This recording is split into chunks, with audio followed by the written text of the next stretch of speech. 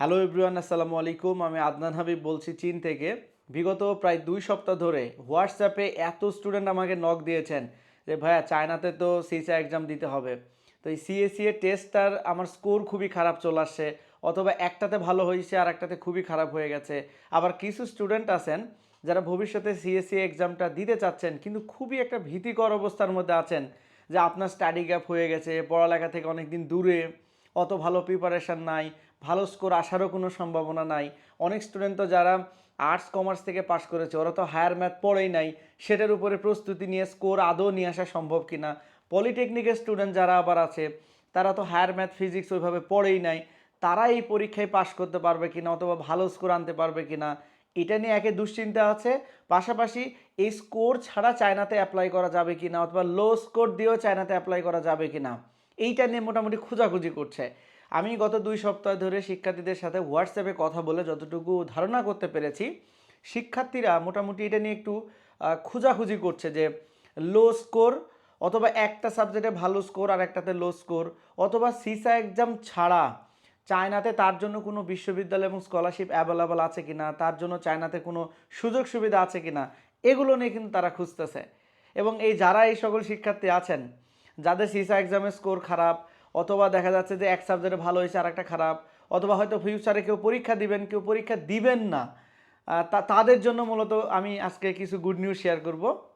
আশা করি এই গুড নিউজটা আপনাদেরকে অনেক বেশি কাজে দেবে। প্রথম কথা হচ্ছে, দেখেন, যারা অলরেডি সিএসসি এর টেস্টে ভালো স্কোর করেছেন, আমি বলবো যে যারা 40-এর উপরে পেয়েছেন, মানে ধরেন 2টা বা 3টা সাবজেক্টে পরীক্ষা দিয়েছেন কিংবা একটা সাবজেক্টে পরীক্ষা দিয়েছেন, আপনি যদি 40-এর উপরে পেয়ে যান তাহলে এনাফ, আপনি ধরে নিতে পারেন যে আপনি পরীক্ষায় পাস, আপনারা টেনশন করার দরকার নেই, আপনি অন্য কাতারে। তবে যারা 40-এর নিচে পেয়েছেন, অথবা যারা একটা সাবজেক্টে 40 পাইছেন কিংবা আরেকটাতে 30 পাইছেন, 25 পাইছেন এরকম, অথবা কিছু সংখ্যক শিক্ষার্থী যারা এই পরীক্ষা দিবেনই না, মানে সিসা এক্সাম দিবেনই না, আমি আপনাদের জন্য বলবো আপনাদের কিন্তু চীনে উচ্চশিক্ষার স্বপ্ন কিন্তু শেষ হয়ে যায়নি। মানে এমন না যে আপনি চায়নাতে যেতেই পারবেন না, বিষয়টা এরকম না। আপনিও চীনে পড়াশোনা করতে পারবেন, আপনার জন্য অপশান অ্যাভেলেবল আছে। কিন্তু যেই ছেলেটার প্রোফাইল ভালো, যার সিসা এক্সামের স্কোর অনেক ভালো, সে একটা টপ র্যাঙ্কিং ইউনিভার্সিটিতে পড়াশোনা করবে।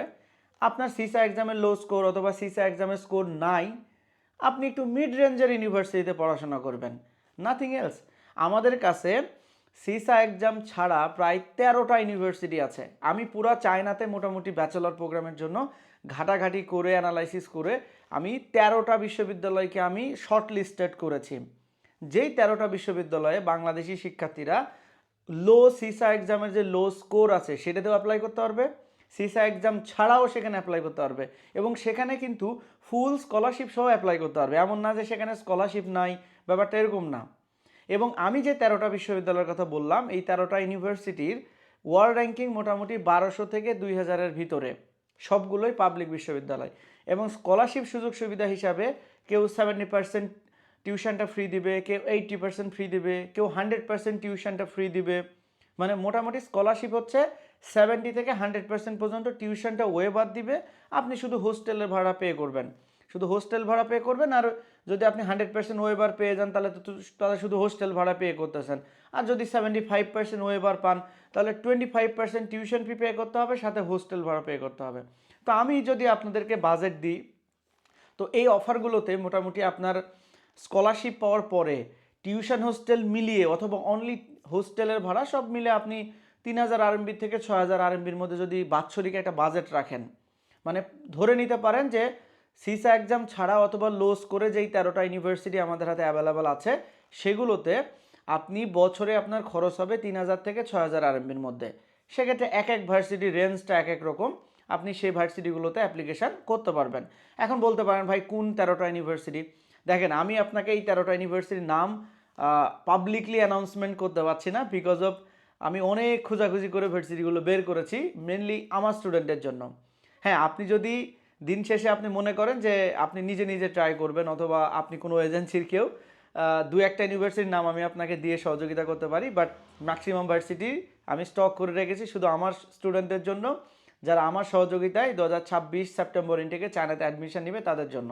কারণ আপনারা ইতিমধ্যে জানেন যে আমি প্রায় 400 থেকে 500 স্টুডেন্ট নিয়ে কাজ করি চায়নাতে প্রতি বছর, এবং আমার একটা বড় অংশ শিক্ষার্থী আমারই ব্যক্তিগতভাবে রয়েছে যারা সিসা এক্সামে ভালো স্কোর হয়তো আনতে পারবে না, অথবা যারা দুর্বল স্টুডেন্ট তাদেরকেও আমার ভার্সিটি দিতে হবে। আমি মেনলি তাদের জন্যই 13টা ইউনিভার্সিটি খুঁজে বের করেছি, যাতে তাদেরও এন্ড অফ দ্য ডে চায়নাতে উচ্চশিক্ষার স্বপ্নটা পূরণ হয়, একটা ভালো ইউনিভার্সিটি ভালো একটা স্কলারশিপ নিয়ে তারাও যাতে চীনে পড়ালেখা করার সুযোগ পায়। এটাকে নিশ্চিত করার জন্য মূলত আমার এই 13টা ইউনিভার্সিটি খুঁজে বের করা। আশা করি এতে উপকৃত হবে। আপনারা যদি লাগে দু একটা ইউনিভার্সিটি, আমি পার্সোনালি হয়তো দু একটা ইউনিভার্সিটির নাম দিয়ে আপনাকে হেল্প করতে পারবো, কোনো সমস্যা নাই। আমি চাই যে আপনিও যান চায়নাতে, কোনো সমস্যা নাই। সবাইকে যে আমার মাধ্যমে যাইতে হবে চায়নাতে আমি এটা বলতেছি না, যার যাকে ভালো লাগে তার সহযোগিতায় চায়না যাইতে পারবেন, কোনো সমস্যা নাই। সো ভিডিওটা আজকে এতটুকুই করতে চাচ্ছি এই কারণেই যে অনেক শিক্ষার্থী যারা খুবই দুশ্চিন্তার মধ্যে ছিলেন যে এই বুঝি আমার চীনে উচ্চশিক্ষার স্বপ্ন শেষ, আর মনে হয় চায়না যাইতে পারবো না, একটা ভালো ইউনিভার্সিটিও পাবো না, মনে হয় স্কলারশিপও পাবো না, এইটা নিয়ে যারা দ্বিধাদ্বন্দ্বের মধ্যে ছিলেন, ব্যাচেলর প্রোগ্রামে চায়নাতে অ্যাপ্লাই করার চিন্তা ভাবনায় ছিলেন, আমি বলবো আপনার স্বপ্ন শেষ হয়নি, আপনার স্বপ্ন এখনও উজ্জ্বলিত আছে, স্বপ্ন জীবিত আছে। শুধু সঠিক মাধ্যম এবং সঠিক মেন্টরের আন্ডারে থেকে যদি নিজেকে প্রস্তুত করতে পারেন, আশা করি আপনিও চীনে যেতে পারবেন। তো চীনে উচ্চশিক্ষা সংক্রান্ত যে কোনো তথ্য পরামর্শ নিয়ে এই ভিডিও ডেসক্রিপশানে একটা হোয়াটসঅ্যাপ নাম্বার আছে, সেখানে আমাদের সাথে যোগাযোগ করতে পারেন, তথ্য পরামর্শ নিতে পারেন। আমরা বাংলাদেশ থেকে ব্যক্তিগতভাবে চীনে উচ্চশিক্ষা নিয়ে কাজ করছি সবার থেকে কম পারিশ্রমিকে। আপনি অন্য এজেন্সিতে যান, যে টাকা পারিশ্রমিক নিবে তাদের তুলনায় আমাদের পারিশ্রমিক অলমোস্ট অর্ধেক, এবং আমাদের কাছে ফাইল ওপেন করতে কোনো অরিজিনাল ডকুমেন্টসও জমা দিতে হয় না। আপনি শুধু আমার কাছে ফাইল ওপেন করবেন, আপনার সাথে একটা এগ্রিমেন্ট হবে কেমন স্কলারশিপ নিয়ে দিব, আমি এগ্রিমেন্ট অনুযায়ী আপনাকে অ্যাডমিশন করাবো, ভিসা করাবো, আপনি ভিসার পরে আমাকে সার্ভিস চার্জটা দিতে পারবেন, দ্যাটস এনাফ। আর যদি এগ্রিমেন্ট অনুযায়ী অ্যাডমিশন না হয়, আপনি ধরেন একটা সামথিং অ্যামাউন্ট দিয়ে আমার কাছে ফাইল ওপেন করেছেন, সেটাও আপনি ফেরত পাবেন, কোনো প্রবলেম নাই। সো এই ছিল ডিটেলস। আরও বিস্তারিত আলাপ আলোচনার জন্য তো হোয়াটসঅ্যাপ নাম্বার রয়েছে, নক দিলে আমাদের সাথে কথা বলতে পারবেন এটা নিয়ে। সো আশা করি সবার চীনে উচ্চশিক্ষার স্বপ্ন পূরণ হোক, যারা ভালো শিক্ষার্থী, যারা মধ্যম মানের শিক্ষার্থী, যারা দুর্বল শিক্ষার্থী, আমরা চাই যে সবার চীনে উচ্চশিক্ষার পথটা সুগম হোক, সবাই চীনে পড়ালেখা করার জন্য যাক, সবার ক্যারিয়ার গড়ুক, সেই প্রত্যাশায় সবার জন্য দোয়া এবং শুভকামনা রইল। সবাই ভালো থাকবেন, আল্লাহ হাফেজ।